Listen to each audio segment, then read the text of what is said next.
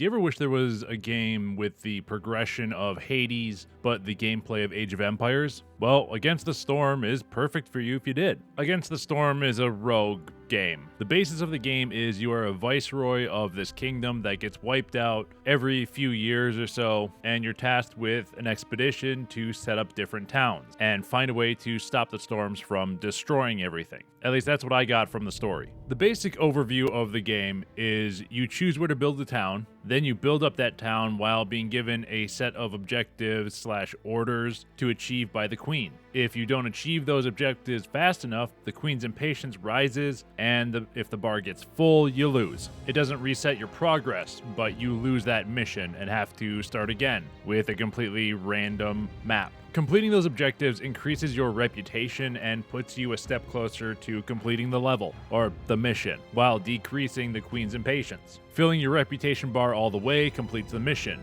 and you're able to select a new point to start a new town from with a different set of objectives/orders and buildings. After 4 towns, the storm will destroy your progress unless you activate an ancient seal that will save the progress or delay the storm, I think. I'm not sure what it actually does because I haven't completed the seal mission. If you do feel like resetting your run, you can activate the storm and your progress will be reset, and a new map with random places and random question marks that you can go and discover will be rolled. At the main city, you can buy different buildings to open up additional features like trade routes. That's your very basic overview of Against the Storm. While Against the Storm isn't the strongest in its depth in terms of city and resource management from what I've played, the mechanics it leans into are still very strong and it uses them very well. Granted, I've only put in about 12 hours and most of that was on the Settler difficulty, which is basically the easiest difficulty. Against the Storm's main mechanics are its randomness and its resource management. In terms of resource management, it's more akin to Age of Empires than it is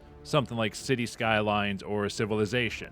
Your villagers collect raw resources, which are then used by other villagers in other buildings to create certain products for your trade routes, orders, side objectives, the villagers to use, or selling. You have to manage not only the resources you're collecting and creating, but your villagers' resolve so they don't leave your village or die. This is also done by using things that you've created to increase their resolve through certain complex foods, different homes, either basic or the ones for their race, and things like religion, medical treatment, luxury, stuff like that. These things also tie into different orders you're given by the queen, like keep humans resolve over 20 for 30 seconds. It all plays into the balancing act of keeping the queen's impatience down while your reputation goes up so you can complete the level, which, you could consider another source of resource management within the game, and basically, the main objective of each mission, except for the seal ones, which you have to go and actually do the seal stuff to close it before you can win.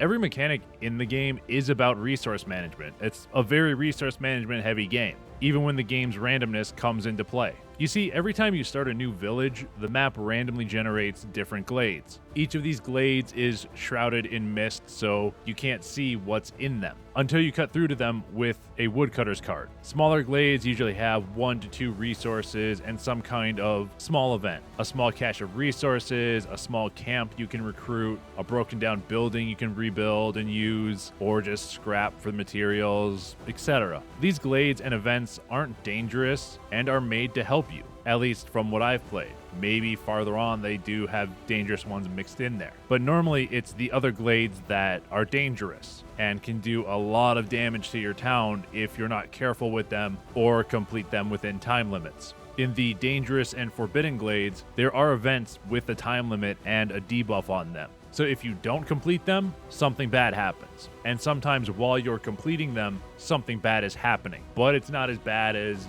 not completing them. These debuffs range from killing villagers to slowing down resource collection and things like that. Like I said, if you don't do these events in time, it can be pretty bad for your town. And it could easily cause you to lose your mission right then and there. And each of these events is also a decision in resource management because you always have 2 options. Normally, it's get resources from it to use in your town, or give it to the crown and get a step closer to completing the mission. If you don't have the tools to break something and send it to the crown, maybe it's better to use it and get some resources and build those tools through one of your buildings. Or maybe like if you're really close to winning or the queen's impatience is really high, sending it to the crown could very well save the mission and your run. It's always an interesting decision to weigh the benefits between the two at the time. And mechanically, I really like the way Against the Storm plays. But there are some like small things that I think could be made more interesting or just changed a little bit to make the game a little bit better, or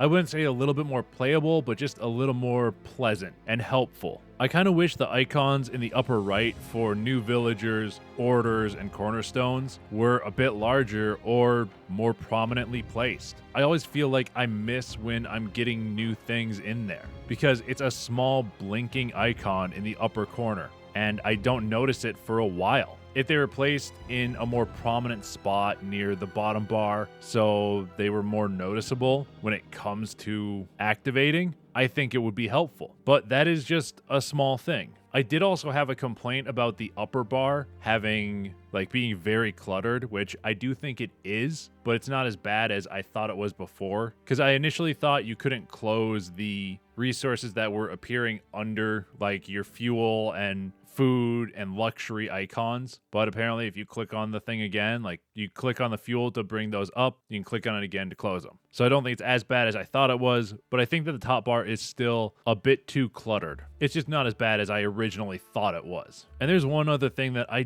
don't know if I don't like it about the game, but it kind of feels like it needs more. And that's the Queen's Order system. So you know how I talked about liking the randomness of the game and the map generation? Well, that randomness kind of extends into all aspects of the game. And I think with this randomness, the most boring part about it is the Queen's Orders. For each mission, you start out by receiving 3 orders from the Queen. Then every 10 minutes or so, you receive another 3 orders, another 2 or 3 orders, until you have a limit of 12 or so. It might be less as you get up to higher difficulties, but I think the base at the bottom is 12 orders. For each set of orders, you get 2 to pick from each time, with more options as you improve the city. You can pick from one or the other, or one of the 3, one of the 4, stuff like that. It opens up more options to choose from as you improve the city when you go back after a run. But I feel like there's not a lot of variation or randomness in the orders you're given. I know it's a city builder with no combat or anything,